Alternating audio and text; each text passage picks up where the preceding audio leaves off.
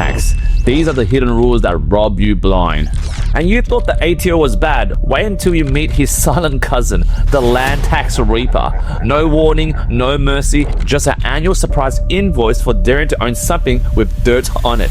That's right guys, in today's property roast, we're gonna dive into why New South Wales land tax and other states' land tax feels like a bureaucratic fight club that no one talks about, but everyone gets punched in the wallet. So in today's video, we're gonna talk about the trap of 2025 land tax rates and thresholds, stamp duty's evil twin, transfer duty, how trust, companies, and joint names don't protect you like you think, and why due occupancy homes are in a legal grey zone.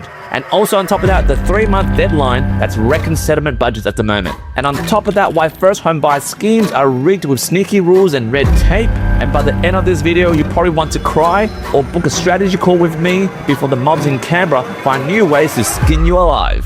So right off the bat guys, firstly, 2025 land tax thresholds.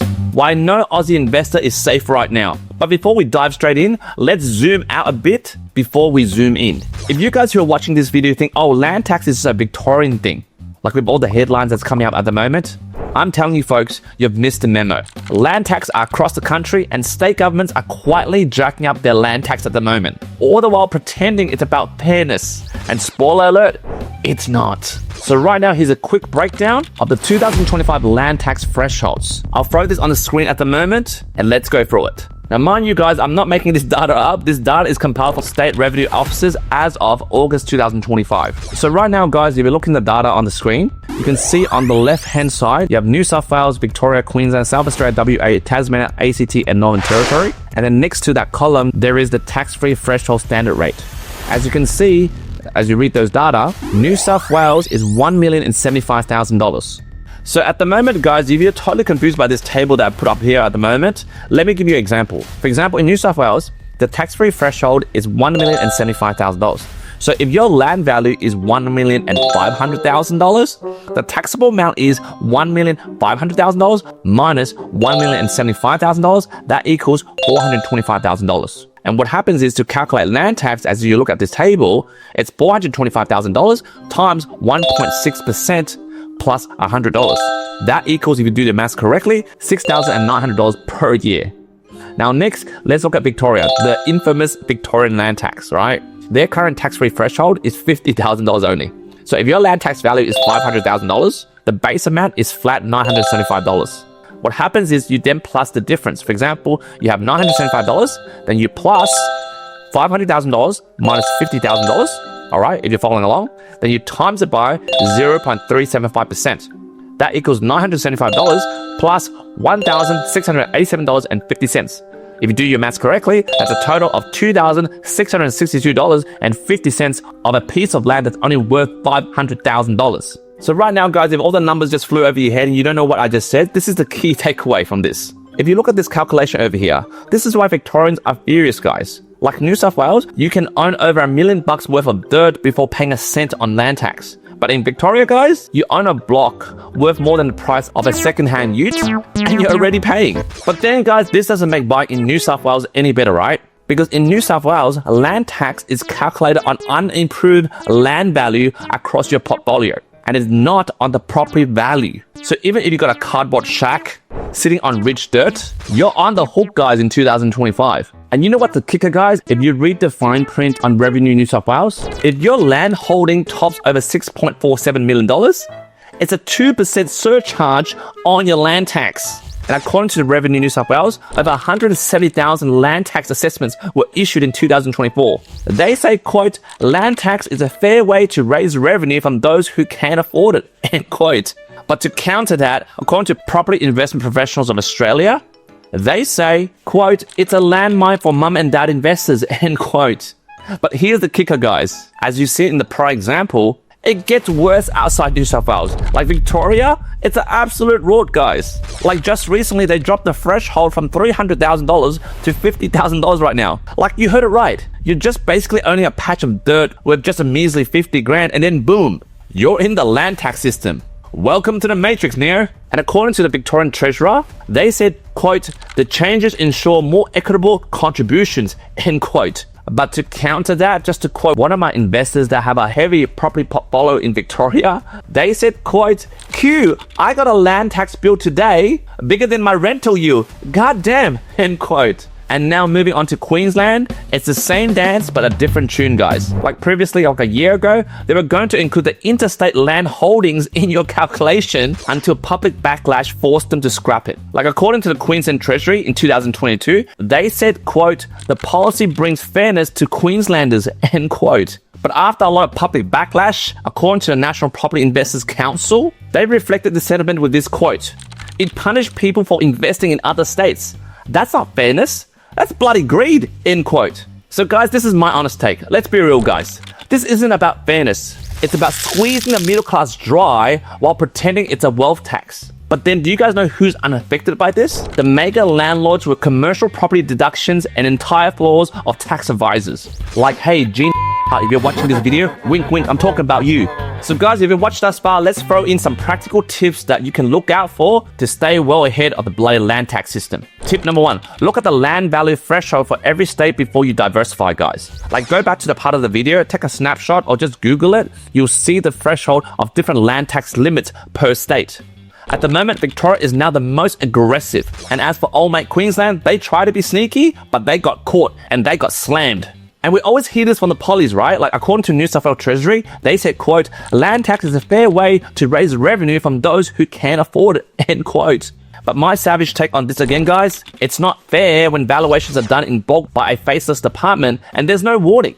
You just get a bill in the letterbox and go, hey, you gotta pay it up because your land is valued this much. And you're wondering, by who? Did they ask me for permission? Like, what the hell? So guys, I would suggest every time you receive a bill from the land tax mobs, I want you to jump onto the New South Wales Valuer General website, I'll throw it over here, and check your land value average over the last 3 years.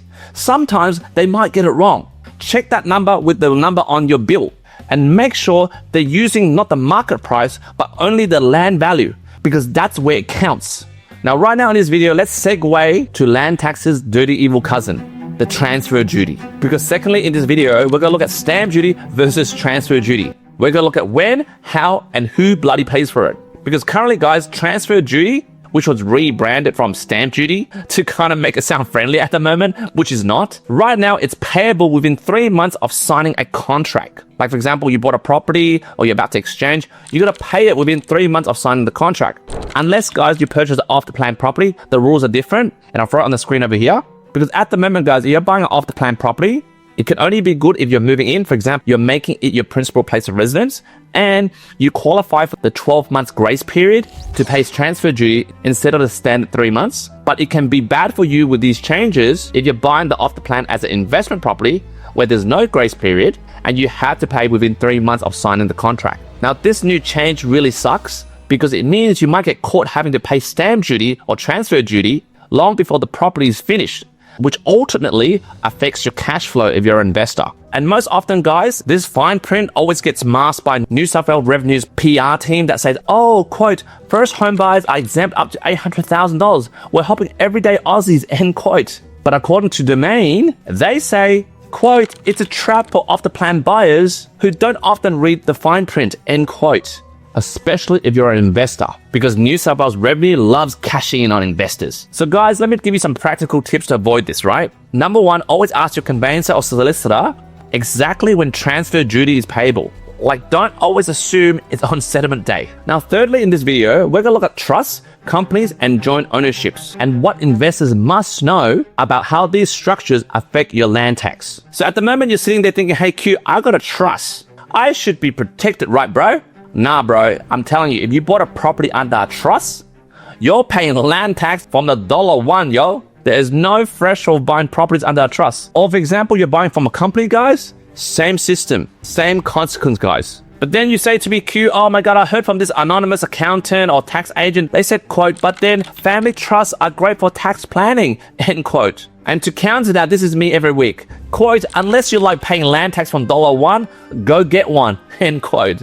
And let me drop this warning for those that are buying under a trust. If you don't do your due diligence properly, for example, you bought a property under a trust and you forgot, or your solicitor or accountant didn't warn you about excluding foreign beneficiaries in the trust, that's a 5% surcharge on the land tax. Like, I don't see it often, but I've seen these new mistakes happen before. And it's sort of like you're buying a $2 million property and gifting New South Wales government $100,000 for fun. So this is my practical tip, guys. If you must use a trust, for example, you want to get more lending from a trust or you want to do some asset protection, always get a legal wording to exclude foreign beneficiaries. I don't care what you get out of this video, but just remember this. And fourthly, in this video, we're going to look at due occupancy rules. Because I know a lot of clients that come to me, they always talk about due occupancy or they have a property that's due occupancy. But have you thought about, does your due occupancy property, for example, you're living in one but you're renting the other one out, still qualifies for exemptions? Like, for example, you live in one side of the duplex and you rent out the other one and you think, oh my God, I'm sweet. Or you live in the one of the granny flats and rent out the main house and you called your accountant and goes like, yeah, that's okay. But then what if you chucked in 2 granny flats? Because I've seen that a lot. Because that's when the ATO comes knocking on your door and go, hey, that doesn't fit into the due occupancy tax exemption. Because according to the Revenue New South Wales, they said, quote, just to reassure us, quote, due occupancy is still eligible if it's one extra residential occupancy, end quote. But you know what? A lot of people who base on this statement by Revenue New South Wales, they start getting smart with this, right? Like a lot of people try to game the system when it comes to due occupancy, right? What they do is, all right, okay, cool. I bought a due occupancy. One of them I live in, one of them I rented out, right? And it's one title. And then they go, all right, I won't get a tax bill for this because I'm smart, right? But then guys, if you try to subdivide this property, trying to game the system, did you know that this triggers a reassessment? Like I'm telling you guys, once the block is legally split, the exemption is gone. Let me throw you an example over here, right? You own a block in Parramatta worth $1.6 million in land value, right? You live in the main house and you rent the granny flat out. Assuming the granny flat is legally built, right? Like, do you dodgy lebos out there, make sure it's legally built. And at this point, guys, because of the land value is under the threshold, it's free from land tax. But the moment you add a second granny flat, it's no longer exempt. But say, for example, the first granny flat is doing well and you try to add a second granny flat. For example, there's a big piece of land and you add a second granny flat and it doesn't cost you much to build. The moment you do that, land tax will get slapped on you. Or in the next example, you decide to subdivide the piece of land. Say, for example, the same Parramatta block is worth $1.6 million in land value. You decide to subdivide that into 2 400 square meter lots just to build another duplex. I'm telling you, the second lot is now classed as a separate investment property with no PPR exemptions. So this is my practical tip, guys, and it's not financial advice, but do consult your accountant, your advisor, or also your solicitor. Just don't subdivide unless you want to lose your exemption, right? And let's move on to the last part of the video about land tax. If you're thinking about changing beneficiaries and transfer duty, here's the risk that no one talks about. Like, for example, you bought a property under a trust and you think, oh, I'm being smart over here. I'm going to update the trust deed or the gifting shares so I can rearrange different percentages for my different kids. Like, it sounds cool, like something that you can do. But from the revenue land tax mobs, they'll sit back and smile and they'll go, cheers, mate. That'll be another few grand in transfer duty. Because I'm telling you right now, guys, changing beneficial ownership, even inside a trust, can still trigger transfer duty. So even if no one moved into the property, even if nothing was sold, just a clear intention to distribute evenly or differently is enough for the mobs in Canberra to come around your filing cabinets and start sniffing. Because according to Vish Sharma from Revenue New South Wales, he said, quote, even a change in how distributions are made can trigger a dutiable event, end quote. And according to a property tax accountant, he says that, quote, most investors don't find out until after they're hit with a retrospective bill, end quote. And I don't know whether you know, but I digged into the data. According to Australian Bureau of Statistics, in New South Wales alone, a retrospective transfer duty bills for trust variations has risen by 21% in the financial year of 2023 to 2024. And this is according to Internal Revenue New South Wales audit data. So yeah, guys, like, it blows my mind how so many people think, oh, I'm so smart. I don't need any independent legal advice or independent tax or financial advice when I'm going ahead to make these changes. Like, it blows my mind that like most of you are trying to perform a surgery with a butter knife. So yeah, guys, if you made it thus far in this video, yeah, it does sound like I'm ranting about land tax, and it is. I am like furious about land tax. I have about 8 investment properties and I'm paying through the nose and the roof with bloody land tax. I'm telling you guys, the game is rigged. But at the end of the day, it's rigged in the favor of those who know the rules. And yes, I'm getting shafted with land tax, but at the end of the day, I'm claiming max amounts of negative gearing. I'm getting a lot of capital growth. And most importantly, I'm paying a shit ton of less tax with the system I've got designed with my financial planners and accountants. So guys, you want to pick my brain and want to do the same thing like me and my many other tens and thousands of clients that have spoken to me after watching this video and my many videos in the last 4 years, I suggest you book a 15-minute strategy call or a 60-minute deep dive guide for me to design a A-game holistic lending solution combined with my financial planners, my accountants, and my individual vetted independent buyer's agent for you to build an A-game property portfolio whilst jumping through the landmines of the land tax rig system. But then guys, if you're not ready, just hit the like button, hit the follow button if you like more videos like this, and most importantly, smash the share button, share this knowledge to your mate because knowledge is power. And until next time, I'll see you in the next few days for another episode of That's Property Roast.